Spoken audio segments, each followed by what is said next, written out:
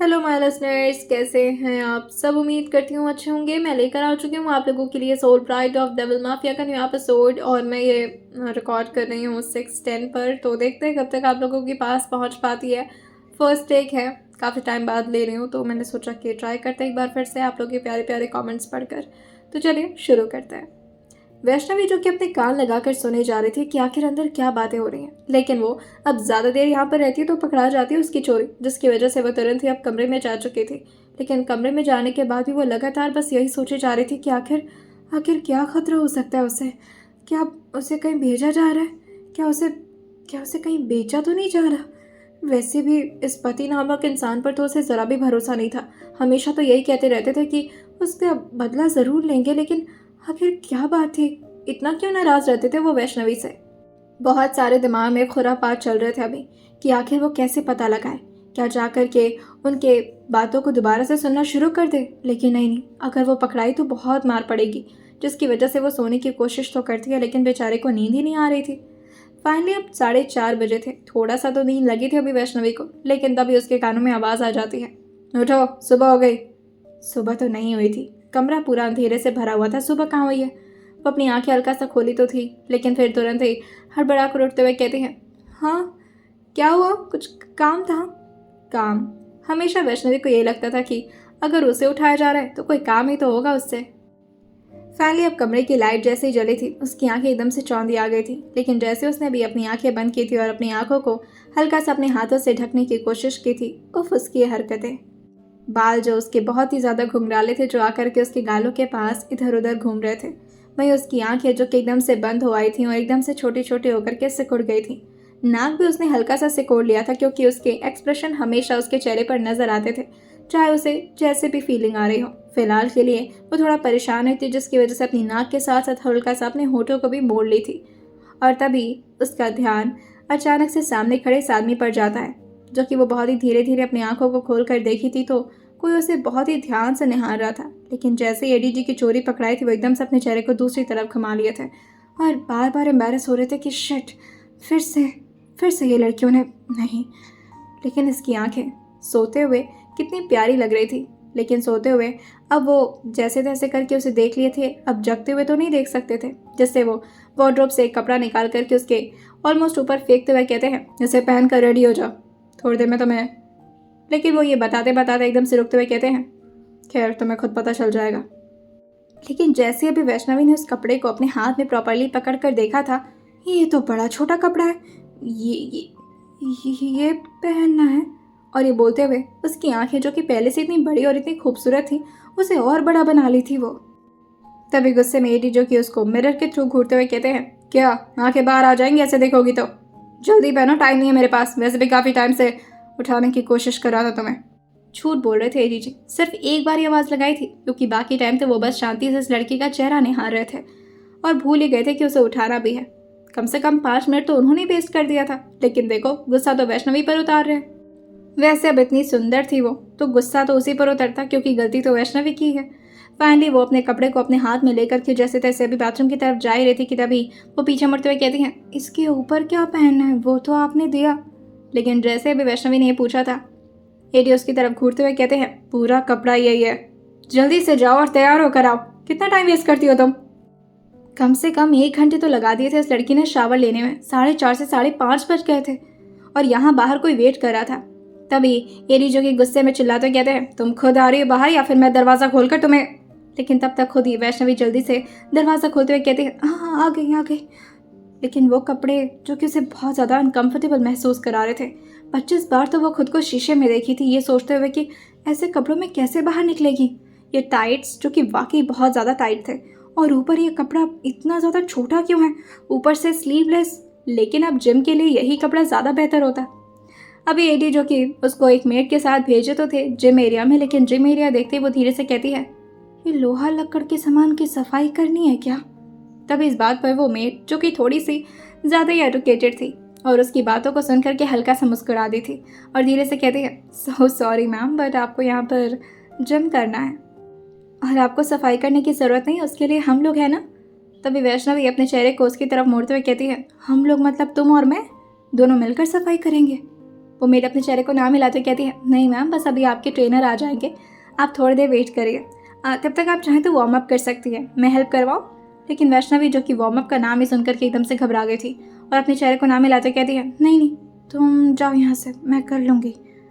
लेकिन उसे तो पता ही नहीं था वार्म अप क्या होता है। लेकिन वो भी अब थोड़ी बहुत इंग्लिश तो जानती थी, जिसकी वजह से वो खुद में ही दिमाग लगाते हुए कहती है, वार्म अप मतलब गर्म होना है, तो मैं गर्म हो जाऊँ? लेकिन अभी तो मैं ठंडे ठंडे पानी से शावर लेकर आई हूँ, गर्म कैसे हूँ? तभी पीछे से कोई आते हुए कहता है, क्या कर रही हो?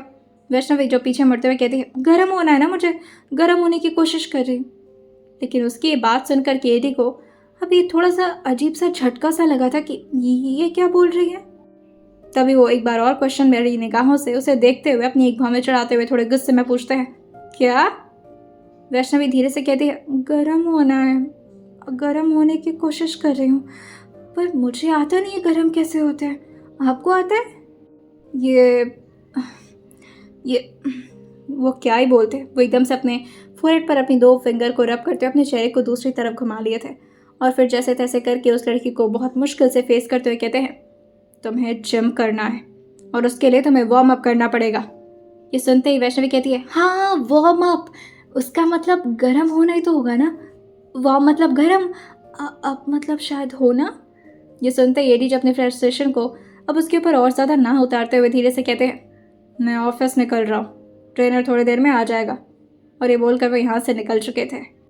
अब एडी जी को तो बथेरे काम होते थे, जिसकी वजह से वो तो बिजी हो गए थे। फाइनली जब जाकर के शाम को वो लौटे थे, यहाँ पर इस लड़की की तो जैसे कमर ऊ करते करते नहीं थक रही थी। इस लड़की की कमर इतना ज़्यादा दर्द हो रही थी कि कमरे के बाहर से आवाज़ आ रही थी, जैसे अचानक ही दरवाज़ा खुला था। लेकिन अभी भी उसकी कराह रुके नहीं थी। वो एकदम से लगातार अपनी कमर को कभी एक तरफ घुमाती तो कभी दूसरी तरफ, और अपने हाथों को इसी तरह से अपने बैग पर लगाए हुए उई माँ, कभी उई अम्मा, तो कभी भगवान जी का नाम लिए जा रही थी। अरे गई यार, आज तो नहीं बचूंगी, इतना दर्द क्यों हो रहा है। तभी अचानक ही उसे पीछे से कुछ तो महसूस हुआ था, जैसे अभी वो पीछे मुड़ पाती, लेकिन तब तक एडीजी ने इस बार उसके दोनों हाथों को पहले ही पकड़ लिया था, वरना उनके हाथ फिर से मोड़ देती है लड़की। वो उसके दोनों हाथों को बैग पर लगाते हुए कहते हैं, क्या है और इतना क्या चिल्ला रही हो? तुमने तो कहा था कि तुम्हें कुंफू बहुत अच्छे से आता है, फिर ये सब तो तुम्हारे लिए नॉर्मल होना चाहिए ना। हाँ, वो सब तो ठीक है, लेकिन ये एडीजी इतना करीब आकर क्यों बात कर रहे हैं? दूर से भी तो ये सब बोल सकते हैं ना। तभी वो इधर उधर लगातार अपने हाथों को छुड़ाने के लिए कोशिश तो कर रही थी, लेकिन इसी वजह से बेचारी बहुत बुरी तरह से और ज़्यादा फंसते जा रहे थे, क्योंकि एडीजी उसको घबराता हुआ देखकर उसके और ज़्यादा क्लोज झुक गए थे और तभी उसके गालों पर धीरे से अपने हाथों को रख पाते, लेकिन तब तक वो अपने हाथों को फिर से उसके हाथों पर रख दिए थे। दोनों कलाई को अपने हाथों के बीच बुरी तरह से फंसाते हुए कहते हैं, दर्द हो रहा है? थोड़ा बहुत। दर्द कहाँ हो रहा है? पूरी बॉडी में हो रहा है। लेकिन तुम्हें दर्द कैसे हो सकता है? तुमने तो कहा था कि तुम्हें कराटे भी आता है और कुंफू वगैरह भी तुम सीखी हो, तो फिर। नहीं नहीं, मैं कोई क्लास वास जाके थोड़ी ना सीखी हूँ, मम्मी कहाँ जाने देती। वो ग्रीसली जो है ना, उनको देख देख करके सीखी हूँ, उनकी मूवी कभी कभी चलती थी ना तो देख लिया करती थी। ये सुनते ही एडी थोड़ा कंफ्यूज हो गए थे। वो उसी पोजीशन में इसी तरह वैष्णवी के बहुत ही करीब, जिसमें उन दोनों के ऑलमोस्ट बॉडी पार्ट एक दूसरे के साथ टच हो रहे थे, और साथ ही इस वक्त एडी जी का हाथ अभी इस लड़की के बैग के पास था, जहां उसके दोनों हाथ बुरी तरह से मुड़े हुए थे, और उसी में लगातार एडी जी ये सोच रहे थे कि ये ग्रीसली कौन है। तभी वो अपनी बाह में सिकोड़ते हुए कहते हैं, what do you mean by grisly? तभी वैष्णवी कहती है, अरे वो जो करते नहीं है, हु हा ही हु, आपको नहीं पता? You mean Bruce Lee? अरे हाँ, 9 तो 11 का ही तो फ़र्क है, 9-10 का फ़र्क। अरे हाँ, वही सेम बात। वो तुरंत ही उसकी कलाई को छोड़े थे और 2 कदम खुद ही पीछे होते हुए कहते हैं, तो तुम ब्रूस ली को देख देख करके सीखी हो? तभी वैष्णवी जो एकदम से पोजीशन लेते हुए कहती है, हाँ आपको आता है? एक बार लड़के। नहीं, आपसे नहीं लड़ूंगी, आपसे हार जाऊंगी। और ये बोलते हुए वो प्रॉपरली अब खड़ी हो गई थी और अपने हाथ को किसी स्टूडेंट की तरह पीछे बांधते हुए कहती है, आपको कुछ काम करवाना है तो मैं कर दूंगी, वरना मैं सो जाती हूँ, बहुत थक गई हूँ। उसे चुपचाप अब बेड पर जाने का इशारा कर दिया था, लेकिन बेड पर? क्या वो वाकई बेड पर सो सकती है? तभी वो पीछे मुड़ते हुए कहती है, और आप? लेकिन एडी जो अपने चेहरे को ना मिला तो कहते हैं मुझे नहीं सोना है, तुम जाकर सो जाओ। और ये बोलते हुए वो अपनी स्टडी में आ चुके थे। लेकिन कब तक वो स्टडी में काम करते, उन्हें कब तक वो स्टडी में काम करते, न जाने क्यों मगर किसी का चेहरा मिस कर रहे थे मिस्टर एडी जी। फाइनली वो जैसे ही अभी कमरे में आए थे अपने लैपी को लेकर के, क्योंकि और देर तक वो स्टडी में काम नहीं कर पा रहे थे। लेकिन यहाँ आने के बाद ये लड़की तो आराम से खर्राटे मारकर सोए जा रही है। और आज वैष्णवी कुछ ज़्यादा ही थक गई थी, जिसकी वजह से और गहरी नींद आ रही थी उसे। ऊपर से इतना सॉफ्ट सॉफ्ट अच्छा सा बेड मिला हुआ है, प्रॉपर एसी चल रही थी, ऊपर से ब्लैंकेट ओढ़ रखा था और अच्छे से ठंडे ठंडे पानी से शावर लेने के बाद क्या खूबसूरत नींद आ रही थी उसे। आंखों पर हल्की हल्की अभी बालों के जैसे ही कतरे आ रहे थे, वो एकदम से अपने हाथों से खुद ही उसे हटा रही थी। और कभी उसकी नींद उसी वजह से डिस्टर्ब हो जाती तो अपने करवट को बदल लेती। इसी तरह की ऊट पटांग हरकतें इस वक्त कोई अपने काउच पर बैठे हुए देख रहा था। लैपटॉप से ज़्यादा तो उनका ध्यान इस लड़की पर ही था। अब वो और देर तक कब तक काउच पर बैठते। बहुत मुश्किल से वो जाकर के अपने लैपी को बेड पर रखे थे और एकदम से बेड के कॉर्नर पर आकर के धीरे से बैठते हुए कहते हैं मेरा ही तो बेड है, अगर बैठ जाऊंगा तो कुछ हो थोड़ी ना जाएगा, और वैसे भी इसे साथ में सोना थोड़ी ना कहते हैं। खुद को ही समझा रहे थे एडी जी कि वो कोई गलत काम थोड़ी ना कर रहे हैं। वैसे अगर वो सो भी जाते तो कोई गलत काम थोड़ी ना होता, अपनी बीवी के साथ तो सो रहे हैं। लेकिन नहीं, फिर उनका रिवेंज तो अधूरा रह जाता और फिर उनका ऑरा भी तो घट जाता। अपने काम को खत्म करते हुए अब एडी जी को भी थकान हो रही थी। सुबह से लेकर रात तक, रात से लेकर सुबह तक काम ही तो करते रहते थे वो। वैसे तो अभी वो थोड़ा सा नैप लेना चाह रहे थे, लेकिन उन्हें पता था वो आंखें बंद करेंगे तो उन्हें दिक्कत होगी। तो फिर वो सोचते हैं कि क्यों ना वो थोड़ा सा ड्रिंक ही कर लें।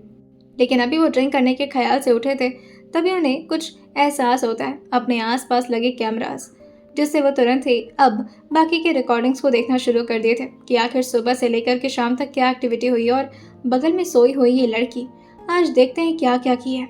जैसे अभी उन्होंने फर्स्ट रिकॉर्डिंग ऑन किया था, जो कि सुबह के लगभग 6:30 बजे का था। अचानक ही उन्हें कुछ अजीब देखने को मिला था। यहाँ पर वैष्णवी, जो कि ट्रेडमिल पर पहली बार चढ़ी थी और चढ़ती वो एकदम से डिसबैलेंस हुई थी और किसी मर्द का हाथ उसके कमर पर और वो एकदम से किसी की गोद में। व्हाट? लेकिन ये कैसे हो सकता है? मैंने तो रांच को बताया था ना कि ट्रेनर वैष्णवी के लिए चाहिए, तो फिर ये गुस्सा उनके अपने दिमाग में ही चल रहा था। और फिर वो बाकी के लोगों को चेक किए थे। यहाँ पर कराटे सिखाने वाली तो फीमेल थी, जिम्नास्टिक सिखाने वाली भी फीमेल ही ट्रेनर थी, लेकिन जिम ट्रेनर तो यहाँ मेल थी और काफ़ी ज़्यादा हैंडसम और चार्मिंग थे। और तभी वो अब पूरे रिकॉर्डिंग को देखना शुरू कर दिए थे कि आखिर सुबह जितने देर तक ये लड़की उनके साथ थी, कितनी बातें हुई, कब कब किस किस तरह से उस आदमी ने उनकी बीवी को हाथ लगाया। भले ही जैसे भी इंटेंशन से, लेकिन फिर भी काफ़ी क्लोज लग रही थी। वैष्णवी तो पहले दिन उस आदमी से मिली थी, लेकिन फिर भी हंस हंस कर बातें कर रही थी। मेरे सामने तो कभी नहीं हंसती हो तुम। और ये बोलते हुए वो अपने बगल में लेटी इस लड़की की तरफ देख रहे थे, जिसके चेहरे अभी भी हल्का हल्का सिकुड़े हुए थे, जिसमें उसकी नाक, जो कि इतनी प्यारी और छोटी सी थी, जो कि काफ़ी क्यूट तो लग रही थी, लेकिन फिर अचानक ही एडीडी को उसकी नाक को भी देखकर गुस्सा ही आ रहा था। क्योंकि जब वो डंबल उठाने की कोशिश कर रही थी तो उसके बाल हल्का हल्का आगे की तरफ आ गए थे और उसके बेबी हेयर उसे बार बार परेशान कर रहे थे, जिसकी वजह से उस आदमी ने, जो कि उसके सो कॉल ट्रेनर थे, उसके बालों को पीछे की तरफ हटा दिए थे और उसके नाक पर भी हल्का सा अपने उंगली को रब कर दिए थे। बस इतना काफ़ी था एडीजी को गुस्सा दिलाने के लिए। वो तुरंत ही कमरे से बाहर निकले थे और रांच को फ़ोन मिला दिए थे। बेचारा अभी अभी तो घर पहुंचा था फैक्ट्री वगैरह के सारे काम को करने के बाद। सोचा थोड़ा सा सो जाऊंगा, लेकिन अब ऑर्डर मिल गया था, तो मुझे 5 मिनट के अंदर यहाँ मेरे सामने चाहिए रांच। रांच का घर और इनका फार्म हाउस ज़्यादा दूर नहीं था। जब भी एडी फार्म हाउस पर रुकते थे, रांच उसी के करीब एक घर में रहते थे, क्योंकि उन्हें पता था एडी जी कभी भी उन्हें बुला सकते हैं। 5 मिनट के अंदर रांच जी सामने तो थे, लेकिन उन्हें कोई अंदाज़ा नहीं था कि आखिर एडी जी उन्हें किस काम से बुलाए हैं। वो अपने चेहरे को चुपचाप नीचे झुकाए हुए थे, क्योंकि एडी जी की आंखों का ये लाल होना, इसका मतलब साफ है कि बहुत ज़्यादा गुस्सा है ये। वो एकदम से चुपचाप धीरे से कहते हैं, सर कुछ। लेकिन तभी अचानक उनके गाल पर जोर से एक तमाचा पड़ा था, जो कि इतना ज़्यादा भयानक था कि वो 2-3 कदम अपनी जगह से एकदम से हिल गए थे और जाकर के अभी दीवार पर लड़ पाते, लेकिन तब तक वो खुद ही को अपने हाथों से संभाल करके फाइनली काउंटर का सहारा लेकर प्रॉपरली खड़े होते हुए कहते हैं, सॉरी सर। पता भी नहीं था रांच को कि आखिर क्या गलती हुई है, लेकिन बस कांपते हुए उनके मुंह से सॉरी निकली थी। तुम्हें पता है ये थप्पड़ किस लिए है? रांश अपने चेहरे को नीचे झुकाए हुए धीरे से बस अपने चेहरे को नाम हिला दिए थे। इस वक्त उनके मुंह से कुछ निकल पाता ये भी बहुत मुश्किल था। बहुत डरते थे रांश एडीजी से। सिर्फ वही तो थे जो कि एडीजी के सामने इतने गुस्से में भी खड़े रह सकते थे। अगर पार्थ होते तो पक्का वो बेहोश ही हो जाते। तभी एडी उनके कॉलर को जोर से पकड़ते हुए अपनी तरफ खींचते हुए कहते हैं, रांश तुम्हें पता है ना, मैंने वैष्णवी के लिए वो ट्रेनर मंगवाया था। अगर वो ट्रेनर फीमेल होती तो तुम्हें कोई प्रॉब्लम होती? ये सुनते ही रांश के बहुत ही बुरी तरह से कांपते हुए अपने पसीने को बहुत मुश्किल से अपने हाथों से जैसे पोंछने वाला होता है, लेकिन फिर उसके हाथ एकदम से नीचे उतर गए थे और वो अपने चेहरे को यूं ही झुकाए हुए कहता है, सर वो आपने कहा था कोई ट्रस्टेड होना चाहिए। जिम ट्रेनर में उनके अलावा कोई ट्रस्टेड मिला नहीं मुझे, वो भी एक दिन में अरेंज करना था सर। अगर कोई फीमेल ट्रेनर नहीं मिल रही थी तो तुम मुझे बता सकते थे, लेकिन इसका मतलब ये नहीं कि कोई आदमी आकर के मेरी बीवी को ये सब सिखाएगा। क्या वाकई एडीजी इतने कंजर्वेटिव दिमाग के थे? नहीं, क्योंकि वैसे भी उस लड़के से तो उनका कोई लेना देना नहीं था। तभी वो आगे रांश को घूरते हुए कहते हैं, वो लड़की रघुवंशी परिवार की औलाद है और वो मुझे किसी भी कीमत पर सही सलामत चाहिए। मैं किसी भी आदमी पर इतना ट्रस्ट नहीं करता और उनके इंटेंशन के बारे में तो मुझे तुम्हें बताने की जरूरत नहीं, क्योंकि तुम भी एक मर्द हो। मेरी वजह से वो किसी और आदमी के साथ इस तरह की मैं बर्दाश्त नहीं करूंगा। तभी रांश बहुत ही मुश्किल से कहते हैं, सर ट्रेनर तो मैन भी होते ही हैं, कई लड़कियों के ट्रेनर मैन होते हैं सर उन लोगों का इंटेंशन खराब नहीं होता। और सर वो ट्रेनर तो बुरे, मुझे नहीं पता वो बुरा है या फिर अच्छा है, लेकिन मेरी वैष्णवी को उसका टच अनकंफर्टेबल फील करा रहा है। मेरी क्या? मेरी वैष्णवी? ऐसा रांश का दिमाग बार बार बोल रहा था और उन्होंने अपनी नज़र को एक बार तो उठाया था, लेकिन फिर से नीचे झुका लिए थे। तभी यहाँ खड़े सामने एडी जो कि अपने चेहरे को दूसरी तरफ मोड़ते हुए कहते हैं, माना कि मुझे उस लड़की से बदला लेना है और मुझे उस लड़की में कोई दिलचस्पी नहीं है, लेकिन इसके बावजूद भी मैं उसे हर काम करने के लिए मजबूर कर सकता हूँ, लेकिन कोई उसकी इज्जत पर इस तरह अपने इंटेंशन खराब नहीं कर सकता। एक तो वैसे इतनी सुंदर है, कोई भी आदमी पिघल जाएगा उसे देखकर। इस बात पर भी रांश का दिमाग बस इतना ही बोलता है, हैं? ये मुझे डांट रहे हैं या फिर अपनी बीवी की तारीफ कर रहे हैं? जैसे भी वो पीछे मुड़े थे, रांश थप्पड़ खाने के बाद भी इतना ब्लश क्यों कर रहे हैं? उनके गाल जो कि हल्का हल्का लाल हो रहे थे।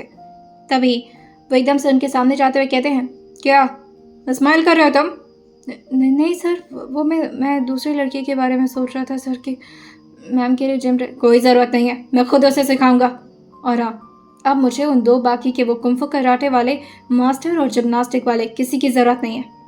मैं अपनी बीवी को खुद टाइम दे सकता हूँ। और पता नहीं कितना देर उसे सिखाया, उसकी पूरी बॉडी पेन कर रही थी। उस लड़की को 15 दिन मैं खुद ट्रेनिंग दूंगा और उसके बाद 15 दिन मैं उसे फील्ड एरिया में लाने की कोशिश करूंगा। वो कर लेगी मुझे पता है, लेकिन उसे इतना ओवरलोड नहीं दे सकता मैं। और हाँ, तीनों को मना कर दो, कल से कोई नज़र नहीं आएगा यहाँ पर। ओके सर, मैं मना कर दूंगा। और तुम भी निकलो यहाँ से। यस सर बोलते ही रांश यहाँ से 9 तो 11 हो चुके थे और वहीं एडीजी फाइनली अपने कमरे में आकर के बैठ चुके थे अपने लैपी के सामने। रिकॉर्डिंग्स तो वो देख चुके थे, जिसे वो दोबारा देखते तो उनका मन करता कि वो अपना लैपी ही फोड़ दें। वैसे गुस्से में जब वो रांश को कॉल किए थे तो उसके बाद उन्होंने अपना फ़ोन खुद ही अपने हाथ से तोड़ ही दिया था। जोर से उसे फर्श पर दे मारे थे, जिसकी वजह से वो चकनाचूर हो चुका था।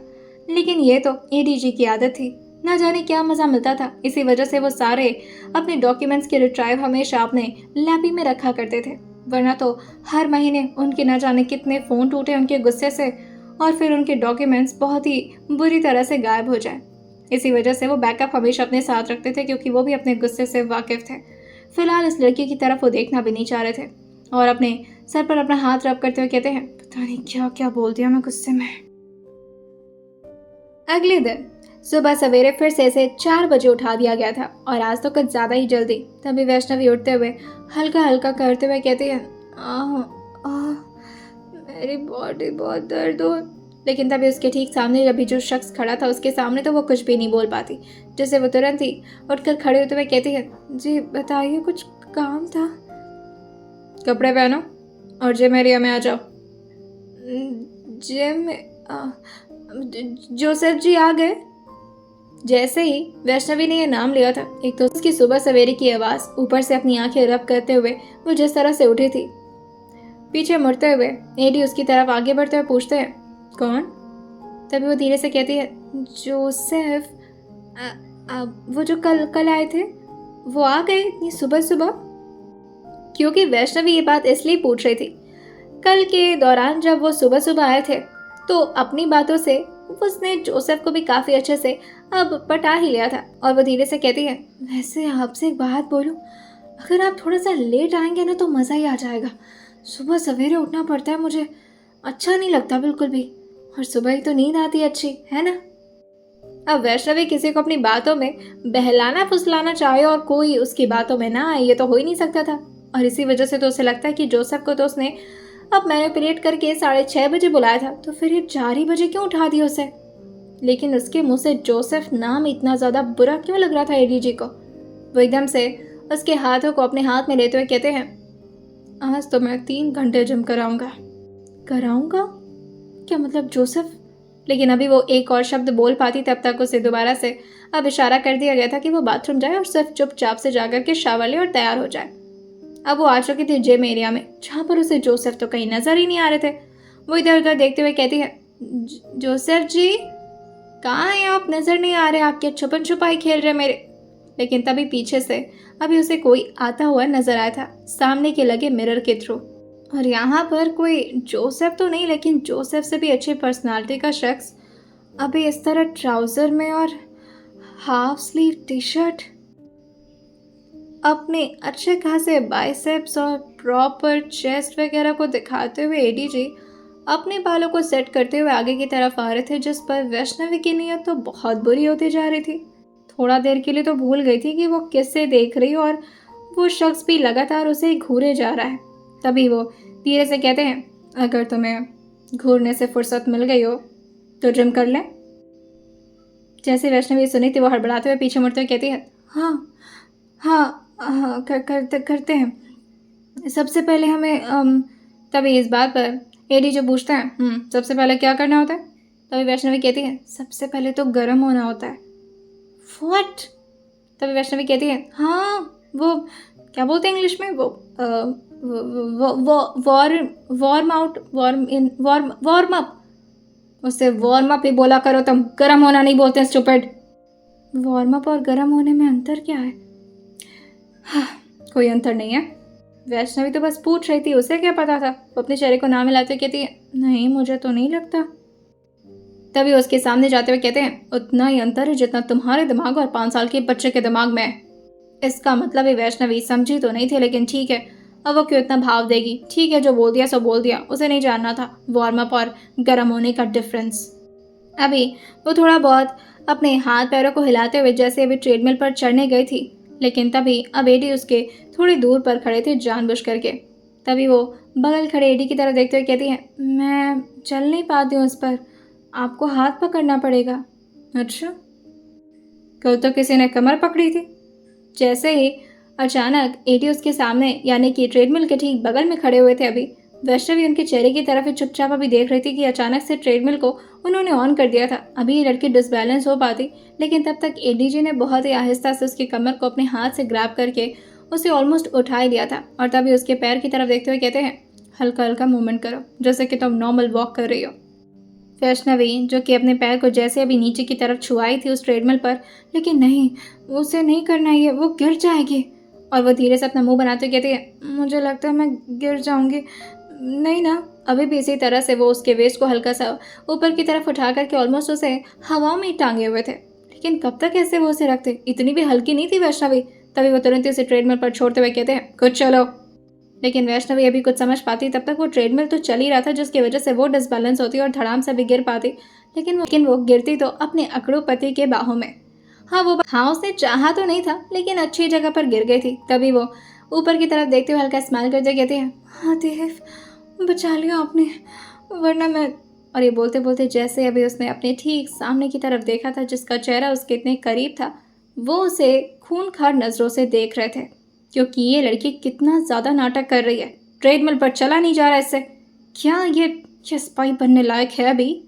आइए जानते हैं क्या वाकई वैष्णवी जी स्पाई बनने लायक है या नहीं, और सुनते रहिए Soul Bride of Double Mafia सिर्फ और सिर्फ स्टोरी विद सौम्या के साथ।